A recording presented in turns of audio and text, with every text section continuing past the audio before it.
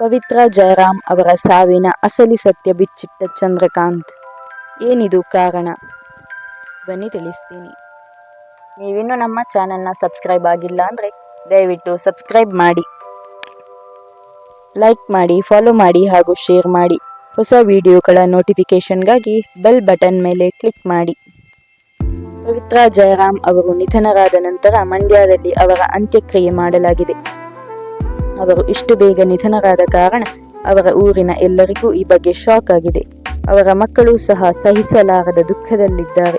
ಅವರ ಸಹೋದರ ಇನ್ಸ್ಟಾಗ್ರಾಂನಲ್ಲಿ ಅವರೊಂದಿಗೆ ತೆಗೆದುಕೊಂಡ ಕೊನೆಯ ಫೋಟೋ ಪೋಸ್ಟ್ ಮಾಡಿದ್ದಾರೆ. ತಮ್ಮ ಮನಸ್ಸಿನ ಮಾತನ್ನು ಅದರಲ್ಲಿ ಬರೆದುಕೊಂಡಿದ್ದಾರೆ. ತುಂಬಾ ನೋವು ಅನುಭವಿಸುತ್ತಾ ಇರುವುದು ಗೊತ್ತಾಗುತ್ತದೆ.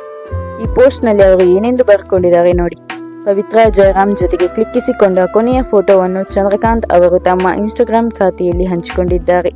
ಹಾಗೂ ನನ್ನನ್ನು ಒಬ್ಬಂಟಿಯಾಗಿ ಬಿಟ್ಟು ಹೋದೆಯಲ್ಲ, ನಾನು ಹೇಗಿರಲಿ ಎಂಬರ್ಥದಲ್ಲಿ ಅವರು ಆ ಫೋಟೋ ಕ್ಯಾಪ್ಷನ್ ಬರೆದುಕೊಂಡಿದ್ದಾರೆ. ಅವರನ್ನು ಅಗಲಿದ ನೋವು ಇವರನ್ನು ಬಾಧಿಸುತ್ತಿದೆ. ಈ ರೀತಿಯಾಗಿ ಅವರು ತಮ್ಮ ಇನ್ಸ್ಟಾಗ್ರಾಮ್ನಲ್ಲಿ ಹಂಚಿಕೊಂಡಿದ್ದಾರೆ. ನನ್ನನ್ನು ಒಬ್ಬಂಟಿಯಾಗಿ ಬಿಟ್ಟು ಹೋದೆಯಾ, ಅರಗಿಸಿಕೊಳ್ಳಲು ಸಾಧ್ಯವಾಗುತ್ತಿಲ್ಲ. ಒಕ್ಕಸಾರಿ ಮಾಮ ಆನಿ ಪಿಲುವೆ, ಪ್ಲೀಸ್ ನನ್ನ ಪವಿ ಇನ್ನಿಲ್ಲ, ದಯವಿಟ್ಟು ಹಿಂತಿರುಗಿ ಬಾ ಎಂಬುದಾಗಿ ಬರೆದುಕೊಂಡಿದ್ದಾರೆ. ಅವರ ನೋವನ್ನು ನೋಡಲಾಗದೆ ಜನರೂ ಸಹ ಚಂದು ಅಣ್ಣನ ನೋವನ್ನು ನೋಡಲು ಸಾಧ್ಯ ಆಗ್ತಾ ಇಲ್ಲ, ಬಾ ಅಕ್ಕ ಎಂದು ಹೇಳ್ತಾ ಇದ್ದಾರೆ.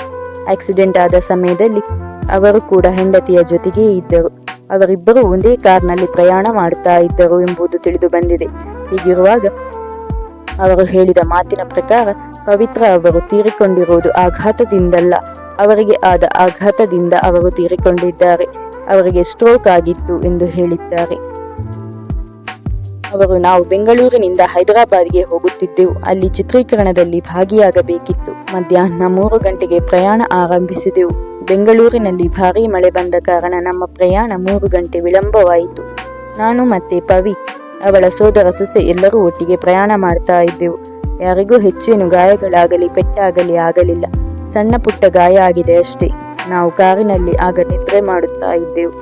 12:30 ಗಂಟೆಗೆ RTC ಬಸ್ ನಮ್ಮನ್ನು ಎಡಗಡೆಯಿಂದ ಓವರ್ಟೇಕ್ ಮಾಡಿದೆ.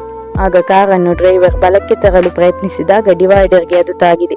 ನನ್ನ ಹೊರತುಪಡಿಸಿ ಯಾರಿಗೂ ಗಾಯ ಆಗಿಲ್ಲ. ಆಗ ಪವಿತ್ರ ಎಚ್ಚರಗೊಂಡು ನೋಡುವಾಗ ನನ್ನ ಕೈ ಹಾಗೂ ತಲೆಭಾಗದಿಂದ ರಕ್ತ ಸುರಿಯುತ್ತಾ ಇತ್ತು. ಅದನ್ನು ನೋಡಿ ಅವಳಿಗೆ ಶಾಕ್ ಆಗಿದೆ. ಅಷ್ಟು ಬೇಗ ಆಸ್ಪತ್ರೆಗೆ ಕೂಡ ಸೇರಿಸಲು ಸಾಧ್ಯವಾಗಿಲ್ಲ ಎಂದು ಅವರು ಹೇಳಿದ್ದಾರೆ.